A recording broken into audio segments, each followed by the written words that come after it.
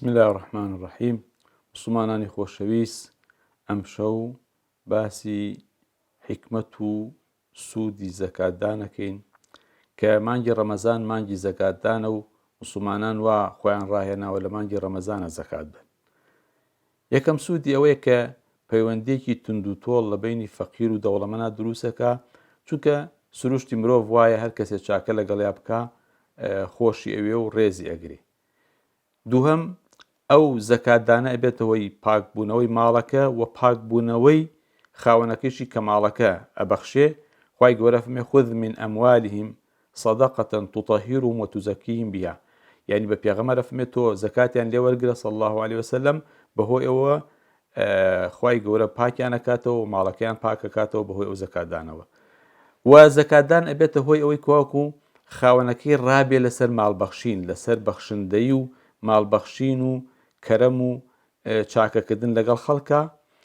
خاڵێکی تر بەهۆی ئەو زەکاتدانەوە کۆمەلگای مسلمان وەکو یەک خێزانی لێیە، ئەوەنە لە خەمی یەکان، دەستگیرۆی یەکترەکەن، هاوکاری یەکترەکەن، پشتیوانی لە یەکترەکەن، وەک یەک خێزانیان لێیە و هەمویان ئەبنە خۆشەویست و دۆست و هاودەم یەکتر.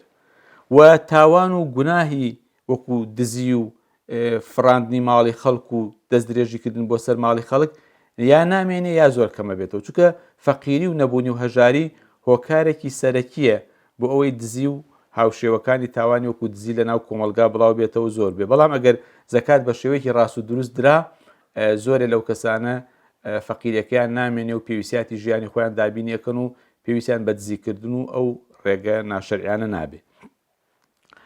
ئەو کەسانەی بە شێوەیەکی ڕاست و دروست زەکاتە دەن لە ڕۆژی قیامەتە بە تایبەتی لە مەحشەرە، لەو گەرما و ناڕەحەتی مەحشەرە زەکاتدانەکە فریانەکەوێ.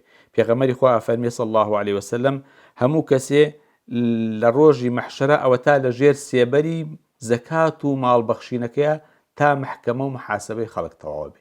بەڕاستی ئەوە مژدەیەکی گەورەیە کە زەکاتدەر ئەو کەسەی سەدەقەکە ماڵە بەخشێ زەکاتی ماڵەکەیەدا لە قیامەتە خوای گەورە ڕەحمی پێکا و جیایکاتەوە لە خەڵکی کە و سەبەبێکە بۆ ئەوی کەواکو خێر و بەرەکەت بەسەر ئەو خەڵکە و بەسەر کۆمەلگاکە بڕژێ و بەڵاو عقوبە و سزای خوایان لێ بە دوور بێ. پێغەمبەر لە فەرمودەیەکە فەرمێ هەر کۆمەڵێ زەکاتی سەرۆت و سامانەکەیان نەدەن، خوای گەورە بارانیان لێ ئەگرێتەوە لە ئاسمانەوە، ئەگەر لەبەر حیوان و بێزمانەکان نەبێ بارانیان بۆ نابارێ. واتە ئەگەر زەکات بدەن ئەمە ڕوونادا، ئەگەر زەکات نەدەن باران نابارێ و قات و قڕی و گرانی ئەبێ.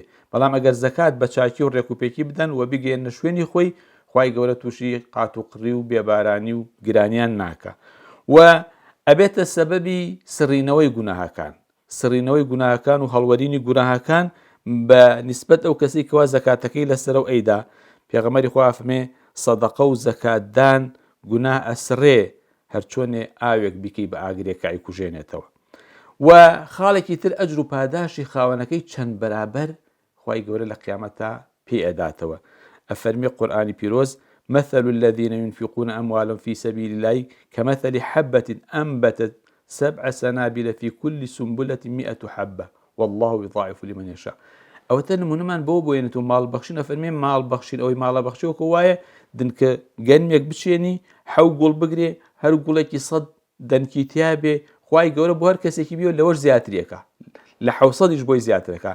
معناوە ئەجری زەکات و سەدەقە و ماڵبەخشین زۆر گەورەیە بۆی ئەوانی کە خوا پێداون دەوڵەمەندن، خوای گەورە چاکەی لەگەڵا کردوون، ئەوانش بە چاکی حەق و واجبێک لە ماڵەکەیانە هەیە جێبەجێ بکەن.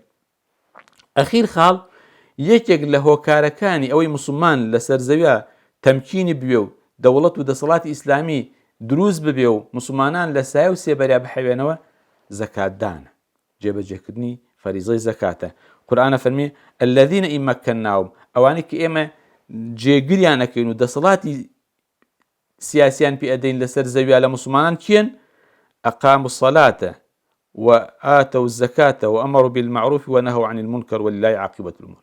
ئەوانە چەند سیفەتێکیان خوای گەورە تەمکینیانەکە و دەسەڵاتی زەویان ئەداتە دەست و ئەبنە دەسەڵاتدار لەسەر زەویە لە موسڵمانان. ئەوانە کە بە جوانی نوێژەکەن، زەکاتە دەن، فەرمان بە چاکە و ڕێگری لە خراپەکەن، ئەوانە خوای گەورە تەمکینیانەکە.